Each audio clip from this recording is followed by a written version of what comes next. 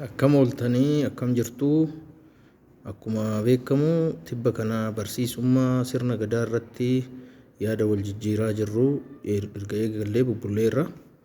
Har'a immoo jaarmiyaalee sirna gadaa kanneen akka irreechaa, siinqee, moggaasaa, guddifachaa fi kanneen kana fakkaatan keessa waa'ee siinqee irratti sagantaa tokko isiniif hojjedhee jira. Kanarratti akka dhaggeeffattan akka hordoftan isiniin jedha. Jalqaba irratti siinqeen maali waan jedhuuf, siinqeen mallattoo haadha warrummaati. Haadhatu intalaaf kenna guyyaa gaa'elaa. Muka harooressaa qal'aa qajeelaa irraa tolfamti.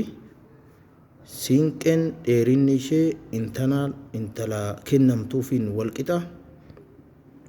Fakkoomiin siinqee yookiin isa tamsaaleetiidhaan san fakkoomiin siinqee nagayaa, araaraa, falaa fi wayyummaadha. Siinqeen dubartiin hanfalaa laafoo siinqee doomoo jedhamti yeroo baay'ee.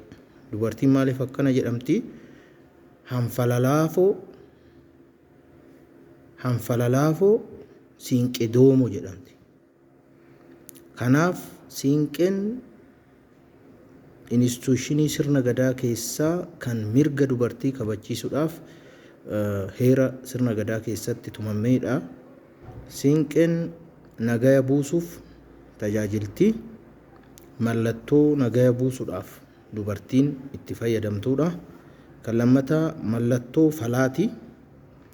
Guyyaa duulaaf ba'an siinqeen hulluuqsifamanii hormaataafis sa'a namaaf siinqeen gahee guddaa qabdi ittiin kadhachaaf jecha. Inni biraa inni sadaffaadha. Siinqeen wayyummaadha dubartiidhaaf. Dubartiin siinqee qabattee deemtu dura hin qaxxaamuran. Dubartii siinqee qabattee deemtu dura hin qaxxaamuranii.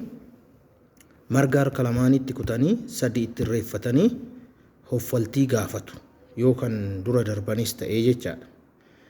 Inni afraffaan dubartii siinqee qabattee waan nama gaafatte hin dhoorkatan. Dubartiin siinqee qabattee waan nama gaafatte hin dhoowwatanii. Sodaa tokko malee yookiin birmadummaa dubartii kabachiiftii jechaadha siinqeen. Namni dubartii siinqee qabatte dura qaxxaamure adabbiitu isa hordofaa jechuudha.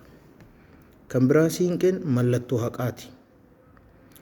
Yoo dubartiin dhaanamte ilmi yoo haadha ugge yookiin haadha bifa hin taaneen ilaale itti dheekkame dubartiin ollaa siinqee qabatanii itti ililfachuun adabsiisu.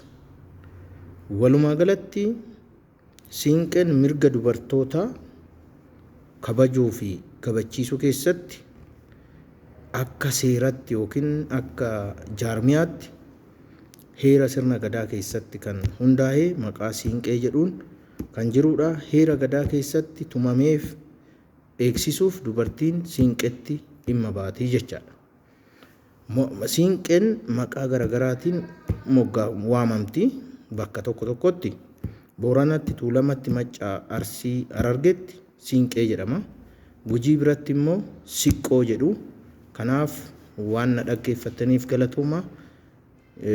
Tiiktookii kana hordofaa, sheer godhaa, laayik godhaa. Warri immoo kallattiidhaan yeroo ani onlaayinii irra jiru na hordofuu barbaaddan itti dhiyaadhaa. Waan na dhaggeeffataniif galatooma. Ulfaadhaa. Sheer gootanii waan wal biraan geettaniif, laayikii waan gootaniif tiiktookii kana qofa odoo hin taane yuutuubii kiyyarrallee dhaqaatii sabiskiraayipii godhaa, laayikii godhaa, sheer godhaa naa ilaala. Kanaaf waan keenya haa jabeeffannu, wal haa barsiifnu, walirraa haa barannu, wajjin haa barannu. Waan na dhaggeeffataniif galatooma. Tankiyuu hundi keessan ulfaadhaa.